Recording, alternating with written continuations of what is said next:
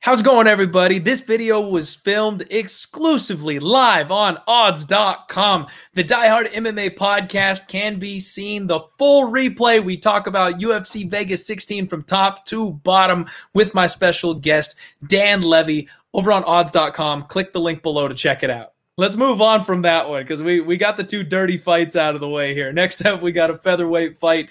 Nate the Train Landwehr, who's a fun, exciting addition to the UFC, taking on Movsar Evloev, 13-0, undefeated grappling machine. Dan, I'll kick it to you, man. Go ahead and lead us off on this one. This is one hell of a fight. I need to pull up Movsar's this thing he posted on Instagram about Nate Landwehr. It's the funniest thing I've ever seen in my life. And when I send it, okay, here I found it. When I send it to you, if you can, maybe screen share it, because this is like, it's too damn funny. But you know, these two have a history together. I just sent you a DM on Twitter. All right, let me pull it up. But anyways, so these two have a history together. For those that don't know the backstory, Nate Landwehr was actually the champion in M1, which is a organization up in Russia. And Clint, once I'm done, you got to read what that shit says, because it's too much. It's so funny. But anyway, he calls him Nick. But anyways, so Nate Landwehr was a champion over in M1, you know, in Russia. He was going over there to Russia. He was beating Russians in Russia, which, like, at first they're like, hey, who's this fucking American coming over there? But eventually he built a fan base, because it wasn't just like he did it one time. He got to the point where he won the M1 belt, and they started respecting him. They started treating him like one of their own. But the one fight he never had in M1 was his biggest rival, Movsar Evloev, who, like, you know, he's in with all the heads at M1. He's the poster boy. And for whatever reason, that fight never happened. And it's been meaning to happen for the longest time. And now it finally is going to happen. And it's a hell of a fight. You want to tell him about that post real quick? Yeah, man.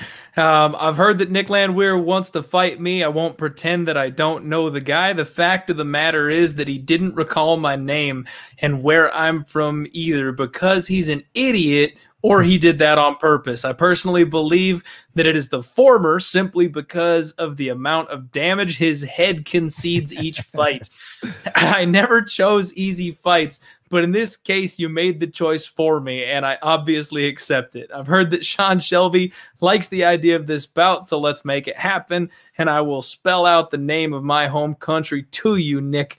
Meanwhile, you will be able to read my name off the screen as they raise my hand. Exactly. So, you know, these two don't like each other whatsoever. Now, listen, obviously you got to favor Evloev in this spot. I think that he's the more well-rounded guy. I think he's proven a little bit more. It's just, do I favor him minus 550 to minus 600?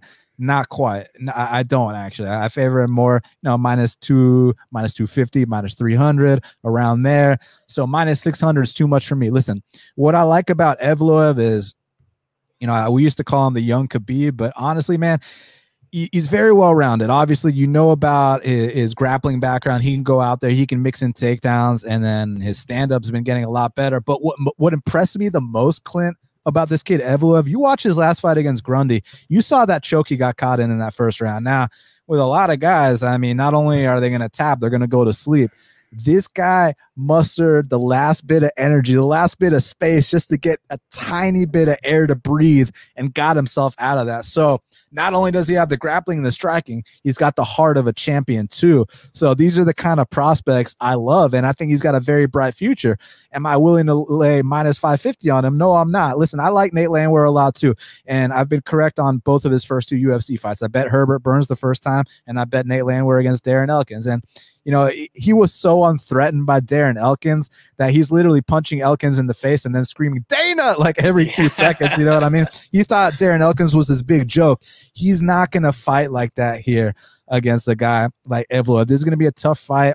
I see it being a decision win for Evloev, but I don't see him looking minus 600 in the spot. I think that Nate can have his moments. It's just, you know, Evloev is just slightly ahead of him. So I'll go with Evloev. I wouldn't lay this chalk. I'm right there with you, man. I completely agree on this one. Nate's an absolute wild man. And I heard one of his quotes is that he said, nobody's hit Movsar the way that he plans on hitting him. And that's the truth, man. Nate the Train, they call him that for a reason. The dude's got some pop on his punches. And you're damn straight I was watching Evloev's last fight. Man, I took my one shot to fade Evloev. I wouldn't call it a fade because he's a bet-on fighter, but I thought it was first L time against Grundy, man. I took my shot on Grundy, and when he had that choke sunk in, I was screaming at my TV, ready to cash that ticket. And when he kicked off on the leg, I was like, you magnificent son of a bitch. I couldn't even be mad at him because it cost me my money. But as soon as that was over, it was like, damn, dude, I'm never stepping in front of this kid until we get an appropriate, very, very high level competitor. And maybe not even then.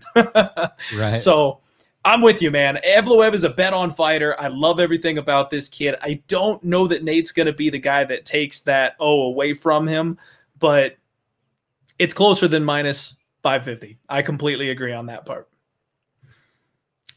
And you know what? We've got an interesting comment here. Evloev inside the distance. And that's something that, man, one of these days, Nate's chin is going to crack. I mean, I know Herbert Burns got him in his UFC debut, but that knee came out of nowhere. Nobody saw that knee coming. Evloev's striking is getting really, really good, man. It's a whole lot better than I expected it to be. He showed that off in the Grundy fight, but I just don't know if he's got that kind of pop in his punches. And I think that Landwehr is the kind of guy that's savvy enough on the mat to escape. I think you kind of nailed it. I think this one's got Evloev by decision written all over it. Yeah, I mean, we're going to have to see what happens. Look, obviously, yeah, finish is possible, but Nate, he's one of these really durable, tough guys. You have to hit him with a baseball bat to put him out. I mean, you saw that knee by Herbert Burns. I mean, that was just a perfectly placed knee to the chin. Great timing. It worked out. Is that going to happen again? I mean, I personally don't think so, but we'll have to find out. I mean, he's the biggest favorite on the card, right? So maybe he will. We'll see. We've seen a couple of those go down already this year. It's also true. Man, shout out to Ben over here. If it's true, if you won 2,500 on DK, congratulations, man. That is freaking awesome. I love hearing that shit, man. People making money makes me happy.